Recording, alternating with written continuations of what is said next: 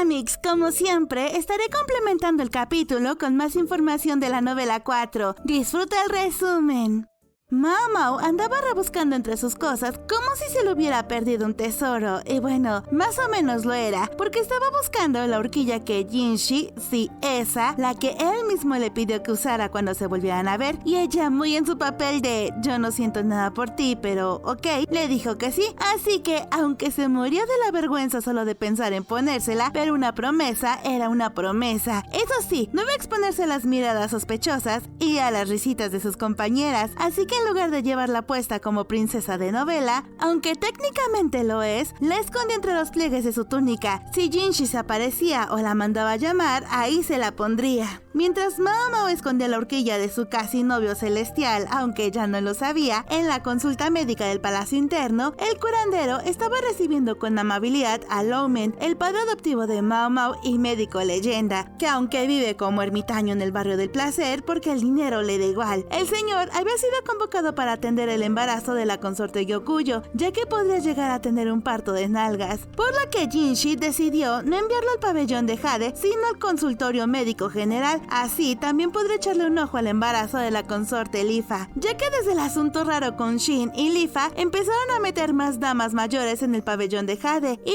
Loumen, con toda su sabiduría zen, notó que la dinámica estaba cambiando. Mao Mao pensó que su padre ya se había dado cuenta de que si el palacio quiere ser herederos imperiales como si estuvieran en fábrica, la estructura emocional de las consortes y sus damas tenía que evolucionar. Ese día, Loumen no tenía pacientes, así que decidió ponerse en modo activista palaciego y se dedicó a escribir una lista de los problemas que, según él, estaban afectando el palacio interno. Su plan era pegar los avisos por todos lados, así todas las sirvientas y eunucos podrían leerlos, por lo que le pidió al Dr. Gen que le vendiera el papel baratito y a Mao Mao que llevara su escrito a la escuela de caligrafía para que los estudiantes hicieran las copias. Antes de salir de la consulta, Mao Mao se llevó algunas cosas, ingredientes para hacer moxibustión, ya que quiere ayudar a que el bebé de Gyokuyo se acomodara bien, un frasco de alcohol para desinfectar el pabellón de Jade y un poco de hierba gatera para ayudar a la consorte con la fatiga, pero no contaba con que la pequeña gata Mao Mao se iba a volver loca por la hierba. La menina estaba toda emocionada pidiendo un poquito, pero no le dieron nada, pobrecita.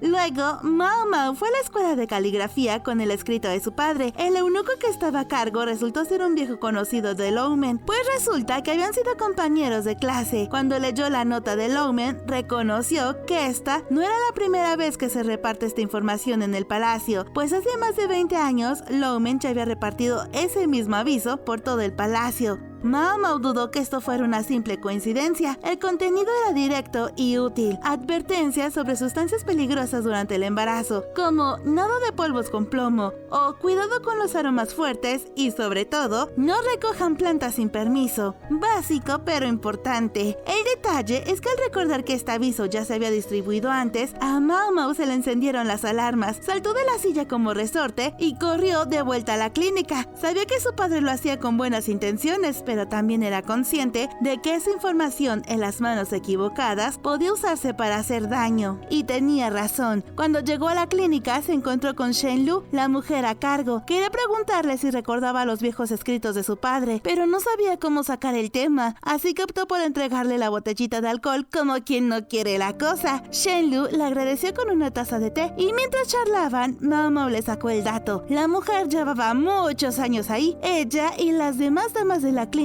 habían entrado cuando apenas eran niñas de 10 años y como en algún momento compartieron cama con el emperador anterior, ya no podían salir jamás del palacio. Ahí fue cuando Mao Mao ató cabos. Las heridas del pasado seguían abiertas y el resentimiento de esas mujeres habían fermentado por años. Shen Lu, en un acto de pequeña venganza, había usado la enfermedad de una de las damas de compañía del pabellón de cristal como una oportunidad para filtrar la lista con sustancias peligrosas a Shin, todo para perjudicar al bebé de la consorte Lifa y al nuevo emperador. No fue un descuido, fue una jugada calculada, nacida del odio hacia la familia imperial. Mao Mao, con esta información que tenía, fue armando en su mente que tal vez Shenlu era la persona que le había dicho con exactitud qué elementos utilizar, dónde comprarlos y cómo elaborar para crear abortivos, con el único fin de deshacerse del bebé de Lifa, el otro hijo del emperador que aún no nacía. Mao Mao, al darse cuenta de esto, quería preguntarle a la dama mayor que tenía delante suyo si habían elaborado todos esos planes como venganza, pero decidió que lo más inteligente sería no hacerlo, pues no querías quitarles el único lugar decente donde practicaban la medicina en el palacio interno para las sirvientas, y tampoco quería mandar a la muerte a todas estas mujeres mayores, pues entendía bastante bien el motivo que las había orillado a hacer esto, así que simplemente lo dejaría pasar y arrancar de su mente y su corazón esta verdad, pues había empatizado demasiado con todas estas señoras, así que se levantó de su silla y dijo que se tenía que ir, pero en cuanto vio un libro lleno de libros caros, se detuvo para observarlos, pues le llamó la atención que en la clínica tuvieran acceso a semejantes materiales de lectura que, aunque en su mayoría eran novelas románticas, también había libros bastante interesantes y muy costosos, como el que una vez Shisui le había comentado que leyó, el cual era una enciclopedia de insectos, y al hojearlo se dio cuenta que de ahí Shisui había sacado la información sobre las luciérnagas que brillaban de noche y las cuales ocupó para el baile de Jinshi en el palacio interno, lo cual le pareció bastante raro que una simple lavandera supiera leer y escribir, y más aún que tuviera acceso a libros caros como este, por lo que se preguntó quién en realidad era esta jovencita que se había acercado tanto a ella, y mientras pensaba, Shenlu se dio cuenta y le dijo a Mao Mao que si le gustaba algún libro, que se lo podía llevar para leerlo, pero que se lo regresara. Mao Mao le agradeció, y cuando estaba a punto de salir de ese lugar, la puerta se abrió bruscamente, dejando pasar al joven y apuesto eunuco por el que todas las chicas habían estado babeando últimamente, y se dio cuenta por su voz que ese no era ningún hombre, sino que era la doncella que había fingido su muerte el año pasado, al ser declarada culpable por el intento de asesinato de Jinshi durante un ritual. Shenlu quería decirle algo a Mao Mao para que no sospechara, pero Suirei le dijo que esa chica era muy inteligente y que por todo lo que ya había dicho, ya sabía todo con precisión, por lo que era inútil seguir fingiendo. Con esto que dijo, Shenlu miró a Mao Mao y se asustó un poco, pero después recobró el valor cuando escuchó a Suirei decirle que ahora Mao Mao tenía que ir con ella a donde le indicara, pues si no podría mandarla con San Pedro con las afiladas agujas que tenía entre sus dedos. Mao Mao se asustó, y más al ver que eran dos contra ella sola, pero aún así pensó que tal vez podría tirarles a los ojos el frasco de alcohol que aún guardaba oculto en su túnica y después huir, pero al ver las afiladas agujas, dedujo que, conociendo a Suirei, de seguro esas agujas estaban embarradas en veneno, por lo que la mandaría al cielo en cualquier momento si no obedecía, pero aún así no quería irse sin más, por lo que Suirei, al ver que no sería fácil convencer a Mao Mao, jaló a una chica esbelta y alta hacia adentro. Era Shisui, a quien le estaba apretando del cuello para que Mao Mao accediera a irse con ella. Mao Mao se asustó, pues pensó que por su culpa su amiga estaba en problemas, y de los cuales quién sabe si saldrían ilesas o al menos con vida, pero aún así le respondió a Suirei que si la mataba en ese lugar, la atraparían al instante todos los guardias que estaban en el palacio. Pero Suirei no tembló ante la amenaza de Mao Mao, sino que al contrario sonrió y dijo que no las iban a atrapar y que todo sería gracias a Mao Mao, y después le preguntó que si acaso no quería que le dijera cómo se hacía la medicina de la resurrección. Mao Mao, al escuchar esto, sus ojos se iluminaron porque, aunque sabía que eso era una trampa de la que tal vez no saldría con vida, su curiosidad mezclada con su instinto de boticaria amante de los venenos se apoderó de todo su ser, pues desde que se enteró que podría elaborarse esa droga, ella juró que algún día convencería a Suirei de decirle la fórmula, por lo que ahora esa oferta era muy tentadora. Un día después, el padre de la concubina Lowland Shishou, a quien la apodaban el Mapache porque se decía que en una antigua leyenda el señor dios Mapache gobernaba sobre las tierras del oeste y el señor dios Zorro gobernaba sobre las tierras centrales, y que ambos no se llevaban bien, por lo que siempre estaban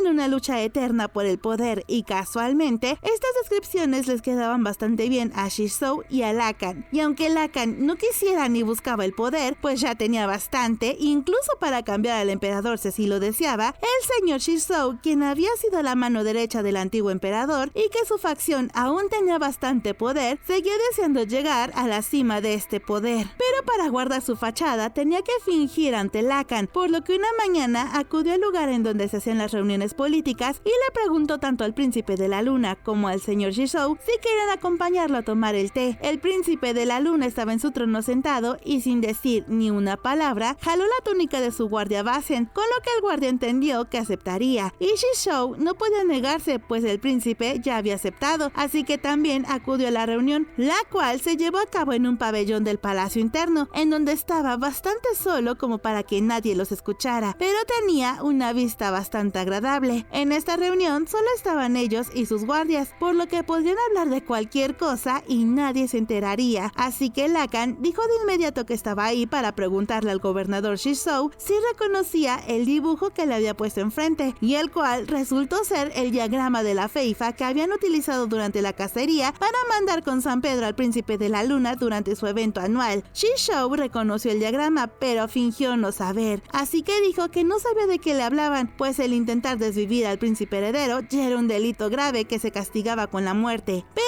Lacan le preguntó al príncipe si esa era el arma, lo cual sorprendió mucho al príncipe como a su guardia, quien solo dijo que continuara. Lacan siguió diciendo que sabían cómo funcionaban esas armas y que eran mucho más letales y rápidas que las que tenían ellos, por lo que si descubrían que alguien estaría creando esas nuevas feifas sin permiso ni conocimiento del emperador, sería un acto de traición y el cual se castigaba con la muerte. Y después, viendo directamente a Shishou, le preguntó si sabía de dónde la habían sacado. Basen y el príncipe se dieron cuenta de que eso no era un simple interrogatorio, sino más bien una acusación directa hacia el padre de la consorte Lowland, pero al darse cuenta también de que lo estaban acusando, con calma dijo que no sabía de lo que le hablaban y también en forma amenazante le dijo que el trabajo de Lacan era averiguarlo. Lacan les contestó que les estaba resultando complicado, pues el que estaba interrogando al sospechoso que habían atrapado se había emocionado tanto que lo sacó del chat, y después directamente le preguntó a Shishou si sabía algo del tema, por lo que el gobernador dijo que no y que si lo supiera ya lo habría informado. Lacan no creyó esa respuesta, pero no insistió más. En su lugar guardó el diagrama y sacó otro con los registros de su juego de Go que había tenido una noche anterior con su esposa. Él estaba muy emocionado y feliz mientras lo comentaba con todos los presentes. Shishou le dijo que se había enterado de que se había casado en una gran celebración que duró 10 días, a lo cual Lacan respondió que al parecer estaba muy bien informado de todo, pero muy orgulloso de su mujer, dijo que su esposa era muy inteligente, y mientras se derretía en elogios hacia ella, todos los presentes se dieron cuenta de que su esposa era la persona más valiosa para el estratega. Pero antes de que Lacan siguiera hablando maravillas de su esposa, Shishou, quien no quería estar ahí ni un segundo más, se levantó de su asiento y dijo que se tenía que ir porque él sí estaba ocupado. Lacan le dijo que era una pena que se fuera cuando apenas iban a hablar de algo interesante, pero antes de dejarlo marchar, le pidió que le dijera qué opinaba del vino que estaba sirviendo en una taza de cristal y dijo que ese color rojo era muy bonito e intenso. Shishou vio el vino y con una cara de aburrimiento dijo que en efecto ese color rojo era bonito. Basen se quedó sorprendido, pues ese líquido no era rojo sino de un verde muy intenso, y después escuchó a Lacan decir que también había uvas verdes y que eran mejor que las rojas. Basen seguía pensando en por qué el señor Shishou no lo había corregido en cuanto al color. Un rato después, el príncipe de la luna y su guardia regresaron al lugar de la asamblea. Ahora estaba vacío, por lo que se escuchó una voz clara, fuerte, pero bastante femenina y hermosa, como para ser de un hombre, preguntarle a Basen si podría arreglarse el cabello, pues durante todo ese tiempo había estado usando una máscara que cubría la mayor parte de su cabeza. Basen dijo que sí, y que solía vigilar afuera para que nadie se diera cuenta, por lo que después se quitó la máscara, revelando a una hermosa mujer muy parecida a Jinshi, solo que más baja de estatura, por lo que le habían pedido usar plataformas en los zapatos y así poder actuar como doble de cuerpo del príncipe de la luna. Ella era Duo, la ex concubina del emperador actual. Basen le pidió disculpas por haberle pedido este favor enorme, pues su jefe, el verdadero príncipe heredero, no tenía cabeza para una reunión con el raro estratega, pues estaba muy ocupado, nervioso y preocupado por culpa de Mao Mao, la hija de Lacan. A Duo, con una sonrisa en la cara, le dijo que no había problema, porque había disfrutado intentando fingir ser el príncipe heredero durante ese día. Y es que estaban igualitos. A mi parecer, incluso parecen de la misma edad. Y Mao Mao tenía razón, por sus rasgos masculinos, la ropa de hombre la hace lucir más bella. Como sea, a Duo siguió diciéndole a Basen que el señor Lacan era tan raro que incluso el mapache se veía normal a su lado. Basen le contestó que incluso así nadie podría ponerse en su contra, o al menos no muchos habían atrevido. A Duo mencionó que aún así parece ser todo un corderito, o sea, bien manso con su señora, por lo que Basen agregó que al parecer también era así con su hija Mao Mao y que se había sorprendido mucho cuando le revelaron ese dato. A Duo, preocupada, dijo que esa hija era la razón por la cual Jinshi tenía la cabeza en otra parte, o sea, incluso ella, que no estaba en el palacio, se había dado cuenta de sus sentimientos por Mao Mao. La única que no se había dado cuenta era la propia Mao Mao. Por otro lado, Mao Mao estaba en un lugar oscuro, triste y preocupada, diciendo qué ironía de la vida que la volvieran a secuestrar, incluso estando en un lugar con mucha seguridad como el palacio interno.